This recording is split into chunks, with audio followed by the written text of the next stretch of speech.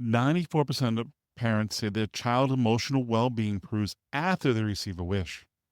Doctors report better health outcomes when kids get experience a make a wish moment.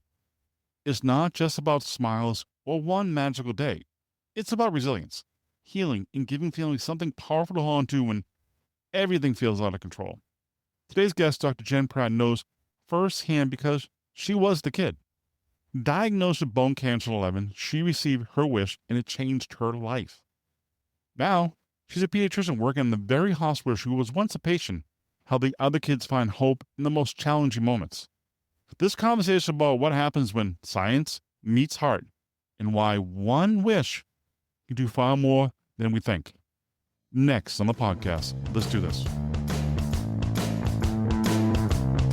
Welcome to the No Sitting on the Sideline Dad podcast, a podcast about a journey of discovery and conversations about not sitting on the sideline of life. Let's get involved. Here's host Joe Foley. Hey, it's Joe. Welcome back to the podcast where we talk about real life fatherhood and everything else that matters. Today's episode is a special one. It's a conversation I recorded 3 years ago. Yes, 3 years ago. That somehow I never released. I know, total dad move, I guess. But the heart behind this episode is still powerful. Dr. Jen Pratt shares her story from childhood cancer becoming a pediatrician and the wish that helped her along the way. So let's get into the interview with Dr. Jen Pratt. Welcome to the podcast, Dr. Jennifer Pratt. Thanks for having me today. Well, thank you much for me. I really appreciate it. And it's an interesting topic about making a wish, make-a-wish stuff like that. I have one question. You're from Michigan, I'm from New Hampshire, so we're like the vacation spots in the country. What is one thing to do in Michigan? I don't know much about Michigan. So I'm actually from Minnesota, a close neighbor of Michigan. Well, it's summer. This is a beautiful time of year out here. We have a lot of lakes and places to explore outdoors. We're big fans of canoe camping out here in the Boundary Waters. That's the fun thing to do in the summer. Lots of fun adventures planned. Well, sorry about that. I don't know why I was thinking Michigan, but it is Minnesota. I apologize now. No. It began with an M. I was close. And we're almost in the same area. Again, thank you much for being on the podcast. Really do appreciate it. And one thing I brought you on today is talk about the Make-A-Wish Impact Study. But before we do that, you have an interesting story about Make-A-Wish yourself. I do. So my story goes back to the early 90s. I was 11 years old and diagnosed with a form of bone cancer called osteosarcoma. So prior to this, I was just, typical fifth grader going to school, playing sports. I was active in basketball, figure skating, keeping busy with lots of activities. One day I thought I had a minor injury. My knee had started hurting. And it got to the point where it wasn't going away and it was waking me up at night. Clearly there was something wrong. So that led to a visit with my pediatrician, and ultimately I was diagnosed with a bone tumor and spent some time at Children's Minnesota, which is the hospital I currently work at, and the Mayo Clinic, getting this cancer diagnosed and worked up, and ultimately having a long road ahead of me of chemotherapy and surgery and physical therapy. It was quite the journey. And I think any family that's been through this knows things just change in a day once you hear that diagnosis. And at that point, nothing is ever the same. It was hard and it was long, but I was so fortunate to be granted a wish through the Make-A-Wish organization partway through my treatment. That was a turning point for me in how I was able to cope with my illness. Well, it's interesting, being a parent myself and hearing your kids be diagnosed with cancer. What kind of impact did it have on your parents? Yeah. So my parents were obviously in shock. None of us were expecting this. It, just puts everyone into a mode where you're doing whatever you can, taking it one day at a time to survive and cope. I also had a younger sister at the time. So I was 11, my sister was 5, about to start kindergarten. You see that it really affects every member of the family. And I think what we're finding with this type of a diagnosis, or any child diagnosed with a critical condition, is that it's a form of traumatic stress that families are faced with. And how we are able to process and cope with that stress makes all the difference, not only in our own emotional well-being, but also in the health and recovery process of the child. Well, it's interesting. I was watching some of the videos before about Make-A-Wish and stuff like that, and I can see the stress, especially when the kids got the wish, and how emotional the parents got. Yes. And I think in so many ways that wish validates the trauma and the experience that families go through with this sort of thing. But it also gives kids and families back a part of the magic of childhood. For me, my wish was going to Walt Disney World Resort and meeting some of the animators of my favorite Disney movies. It was just so magical and so special. And it was something that my whole family was able to participate in and celebrate with me. What was your favorite animated movies at the time? Oh, yes. Lion King, Pocahontas, Beauty and the Beast. Oh my God, all those 90s classics, right? Yeah, it was so fun. Well, it must have been interesting going down to Disney World as a Make-A-Wish. What was the experience for yourself? What was it like for you? Well, so I specifically timed my wish at the end of my treatment. So for me, it was just that thing that kind of kept me going during the hardest times of treatment. I was able to count down how many more treatments I had until my wish. We were able to really have this to look forward to kind of celebrate and acknowledge everything that we had been through. So actually going, I felt so special. There's something about a Make-A-Wish experience, whether it's a trip or a day or a, experience or thing that you're getting that is just over the top amazing and special. So it really just gave me that positive outlook, something to keep looking forward to.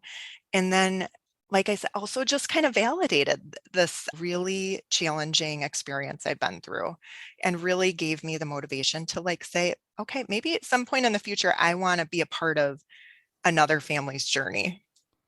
That's interesting too, because I was watching some more videos. I like watching videos sometimes. I like watching YouTube, and I watched some of the wishes that some of the kids got, like just simply making a pirate ship in the backyard. Oh yeah, yeah, it's amazing. We just had I volunteer with Make-A-Wish Minnesota as a medical advisor for our local chapter, and we just had our gala this spring. We had a little girl who wished for a she shed in her backyard, and was just so cute. So they did a little video of her showing her she shed and a little spot for her dog. And I mean, it's just the attention to detail and just how personal the organization is in granting wishes that these children come up with. It's just amazing. Well, one that was interesting too is I'm wondering too about is what is the Wish Impact Study? Yes, yes. Well, I'm glad you asked. So I think something that all of us know is we've known this for a long time is that Make-A-Wish makes a real difference in the lives of children and families and has a positive impact on the way that they're able to cope with their illness. What the Wish Impact Study does is it really just puts the data behind that, which as a physician, it's I always like to see the data, even though it's kind of but it's always nice to kind of see the numbers. So Make-A-Wish surveyed over 3,000 physicians, families, and wish recipients. And in March of this last year, they were able to release the results of that survey. And what they found is we're seeing overwhelming results that wishes impact mental health, they impact our ability to cope, and actually lead to possibly improved health outcomes in children and their caregivers. In terms of families, parents actually noticed 94% improvement in their child's, or Wow. 94% of parents noticed improvement in their child's emotional well-being. And actually, their impression was that they had a better chance of surviving and beating their illness. And this also equates to physicians who are treating patients also believe that this led to better health outcomes because of their ability to cope with that mental stress piece of their illness in a better way. Well, it's interesting too the positive effect, like have a positive mindset, so it really does help the kids getting through their diagnosis. Well, and I think more than ever, we know now that mental health directly relates to physical health. And, I think the Wish Impact Study really brings that to life because we see, the perception is that it is having that positive effect. And I'd say too, one of the misconceptions about Make-A-Wish is that children who are receiving a wish have terminal conditions, and that they're going to die. Well, unfortunately, that is true for some children. Most children now who receive a wish actually go on to live full and long lives, which is wonderful. It was interesting too. I know a little bit about your story. You recovered. You became a pediatrician. You also went back to the same hospital that you were treated. How was I that the experience for you? Yeah, yeah. So amazing. So that was always my goal. I knew going through treatment, it's like I'd really love to come back to Children's Minnesota and practice. It was a hard, challenging experience that what I went through, but at the same time, I was able to, feel firsthand the impact of doctors, nurses, child life workers, hospital staff, and how much their work impacted me personally. So my hope was always to stay in the Twin Cities, go back to Children's Minnesota, which, I was able to do. I did medical school in Chicago and then came back here to Minnesota for residency and have been working at Children's for the last 9 years or so as a pediatric hospitalist, which has been wonderful. When I was thinking about this and we're talking about this and I'm like this, and Patch Adams came, some Robin Williams and we Patch Adams, how a positive impact on those kids and how it made their day better when they're going through serious treatment. Yes, it is so funny you mentioned that. I haven't heard Patch Adams mentioned for a long time, but that movie actually came out while I was going through treatment, and it was one of my favorites. And I remember that actually the real Patch Adams came by the hospital to visit one Oh, day. wow. So it just, I think it definitely draws from that philosophy of kind of having that positive energy, humor, just things to look forward to beyond kind of the medical hospital environment are so important. What are some of the stories that maybe you can share that stood out to you from kids from the positive impact of Make-A-Wish? Yes. So I actually, as a physician, have had the wonderful opportunity to introduce Make-A-Wish to some of the families and children that I've had the privilege to take care of. There was actually one young girl, about 4 years old, who had been diagnosed with a brain tumor.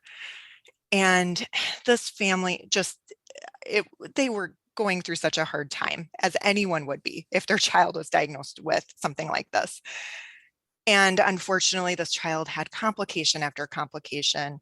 They were in the hospital for, I think, nearly a month. And everyone was just having a hard time coping. The child, the family. It was a hard, hard month. And so being kind of the hospitalist and rounding on this child every day, and seeing the stress they were going through, we, had finally gotten to the point of, okay, you're going to discharge, that we're at a good point. And, I was able to sit down with mom and I said, I think we need to start thinking of some positive things here. And I talked a little bit about the Make-A-Wish organization and that this is something that they could start thinking about. And as I was talking, you could just see that tears were running down her face and just a sense of relief and just the sense of hope and actually the first time a little bit of joy that there was going to be something, good in the future. And it was just kind of seeing that impact of the organization kind of in real time wash over someone, which was really powerful. How does it make you as a doctor, or how would it affect the other like nurses and staff members who see this positive impact on the children? Yeah, well, I always make a point, if families bring up Make-A-Wish, or I know that they've gotten a wish to ask about their wish, whether it be something planned in the future or something they've already experienced, and you just see their faces light up when they talk about it. They're like, "Oh yeah, you're talking about the medical piece, and then you switch over to let's talk about your wish," and they are so excited to talk about it. They're usually beaming and just ready to like pull out their camera, show you pictures. Yeah, I mean, I think even myself looking back at my wish experience, really cherish those memories and love talking about it. Actually, even had the chance to go back and visit where we were able to stay at Give Kids the World for my wish trip. And Mhm. it's still, important part of my life and a great memory. So yeah, it's wonderful. Well, I'm just curious, just curious. Has any kid make a wish at a moment in time and going, and they give you a wish and you turn around going, how am I going to pull this off? But Well, they are pretty amazing in terms of their wish granting abilities. There is so much this organization can do it, and it really, I'm always impressed by how creative some of the wishes are from kids. So yeah, it's pretty magical what they're able to pull off. So Anything that surprised you? Like, wow, I didn't believe that was going to happen, but it did. I think I'm never surprised by how impactful the wishes are on families. And I think when you see these wishes being carried out, there's always just a sense of always feeling, a little piece of like the magic with it. Hmm. So every time I see like a post or a story about someone going to, even if it's Disney World, which is a pretty common wish, but it's just, you can see it in their eyes. It's just so magical for them and so special for those families. Before that, I was watching a video of the little girl who met the was one of the pop star. I'm 47 years old, so I really don't know who the popular music is right now, who the singers are. Yeah. But this little girl with the Make a Wish was so excited to meet this singer and this girl, and because it was her wish, and to see in her eyes, she was so happy. The little girl was giving the singer a hug, and it was like an awesome experience to watch. And you can see the tears in the parents' eyes. Hmm. It was amazing. It was Yeah. really amazing. Yeah. Because there's usually a lot of struggle and a lot of heartache that goes before that day. And I think obviously I haven't experienced this from a perspective of a parent, but I can only imagine what it would be like to see my own children in that situation and the fear and the uncertainty. And I think that's hard. Uncertainty is hard. But when you're able to present a wish and present a little bit of hope and a little bit of control, it goes so far. And I think, like you said, just those tears of like relief and joy from families, you can see it, how impactful this organization is. I was curious, is any big misconceptions about Make-A-Wish? Yeah. So I think, the biggest misconception, kind of as I mentioned, was just that this is a terminal wish, it's a last wish. That simply is not the case. We know that most children are going to go on to live happy, full lives and survive their illnesses. So Make-A-Wish in many ways is, acting as an organization that's helping children cope and survive and get through these tough times to have bigger hopes and dreams for things to come. One other thing I got to ask you, and I was kind of curious, because you mentioned before you met the real Patch Adams. How different was he from the movie with Robin Williams' portrayal? I was just kind of Yeah. curious. So unfortunately, I didn't actually get to meet him, but he did come to the hospital at one point to meet other children. It just didn't work out for me to meet him individually, but I think that would have been such a cool experience. I mean, right? Like that movie was just so classic. Well, it definitely was. It showed the impact, and it was moving because it showed like he with the red nose talking to the kids who had gone through cancer because they had no hair, and what the illness was, but I'm assuming it was cancer. Mhm. And to see the smile on the kid's face, and we walked into that ward with all the kids there, and they see him there, and it was amazing. And I guess that has a positive effect on the kids with illness and stuff like that. Yeah, and I think as a pediatrician, that movie actually impacted me a lot because it just it takes, medicine to a different level where it's more about that personal connection. It's about forming a relationship with your patients, developing that trust, and then also being able to just kind of treat the whole person and be there for families outside of just the medical piece, but just being a support structure for them as they're going through these challenging diagnoses. Has any parent come up to you and say thank you and express their gratitude? Yeah, I mean, we're fortunate to have a wonderful hospital system. We treat many, many children with critical illnesses, often many that have long hospital stays and long journeys. And yeah, it does mean a lot when we're able to send kids home doing much better than when they came in, and getting those thank yous from patients and families, those high fives, hugs, all of that, drawings, we put them up. I mean, it's really rewarding to do what I do. Well, it's interesting too, is sometimes you see the video of the kid walking down the hallway with all the nurses and doctors there and ring the bell and they're all clapping high five too. Mhm. That's pretty cool watching. The kids Oh, are all yeah. excited. It's like a little parade. Oh, yeah. So much celebration at the end of therapy for these families too, when they're able to be done. Obviously that's not the end with cancer diagnoses or other critical illnesses. Often there's lots of follow-up. There's fear of cancer coming back, relapse, and sometimes there's long-term effects of the therapies that we use. So while it's not the end, it a huge accomplishment and something to be celebrated, which I think Make-A-Wish, it's wonderful. It can really be just a part of that whole journey. Well, it's interesting too, and a great job they do, and you and yourself as a pediatrician taking care of kids and stuff.